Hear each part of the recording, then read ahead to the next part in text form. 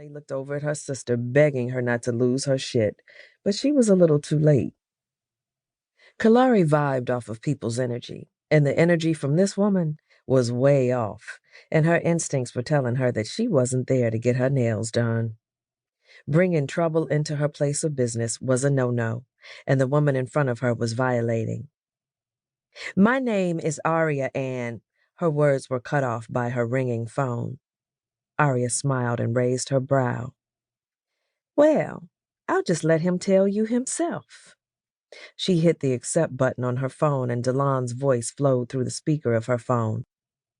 "Baby, listen, we need to talk. I don't want you stressing the baby out and shit.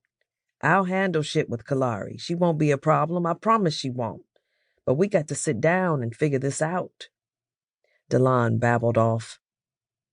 Each word that fell from his lips was like a dagger digging into her heart. Everything froze around her as she did everything in her power to suppress her inner screams. This couldn't be true. Yes, Dalon was an asshole, and she often found herself on the shitty end of his fuck-ups, but never anything like this. He was more of a messed up the plug's money, and she had to work overtime or take money out of the business account to make sure he was okay. That, or he would keep getting locked up, and she would have to get him out. She had heard a few times that he was cheating, but she never had any real proof. Until now. She often asked herself why she stayed around, and the only thing that she could come up with is the fact that she really loved him. The two met 3 years ago at the club. At first, Kalari knew what kind of guy he was and tried her best to keep her distance from him, but he was persistent in his advances. When he finally got her, he never missed a chance to show her just how happy he was that she chose him. Dalon knew he had a gem when he met Kalari.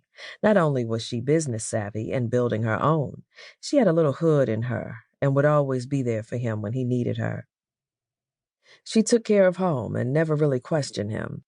She trusted him, and that made him comfortable. He had his shit with him, but he did everything in his power to keep it away from her. "Kalari," Lonnie said in a warning tone. She could see the lines form on her sister's forehead as her brows knitted together.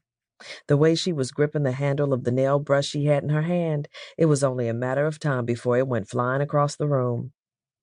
Lonnie knew just how bad this could get. She just prayed that Kalari would think about her and their business before she reacted.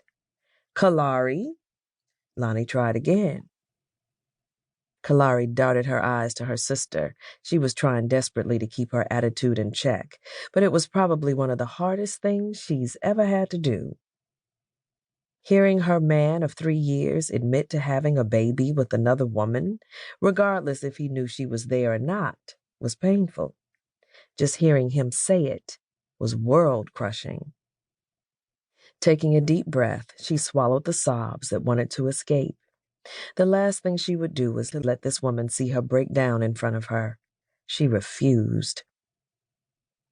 "I think you should leave," was all Kalari said as she went back to the top coat she was applying before she was bombarded with the betrayal. "Aria, where the fuck are you?" The panic in Dalon's voice hurt Kalari more than she would like to admit. "What the fuck did you do, Aria?" "Well, I thought that your girlfriend, that I knew nothing about, would like to know that she's gonna be a stepmother." The minute the words left her mouth, the line went dead. She knew that she was crossing a few lines when it came to approaching Kalari, but she was pissed and hurt. She wanted company in the misery department. She thought that her and Dalon were about to be together and raise their baby. For the last 7 months, that's what he had been telling her. It wasn't until her girlfriend shot her a photo of the happy couple did she find out about Kalari. Aria knew that she could have went about it another way, but when she approached Dalon about it, he told her that he would fix it. That was 3 months ago. So here she was. "I think you should leave, ma'am. This will be my last time asking nicely." Kalari plastered the biggest, fakest smile on her face that she could as she waited for the woman to leave. She was embarrassed, hurt, and pissed off, and that was only the beginning of the things that were plaguing her.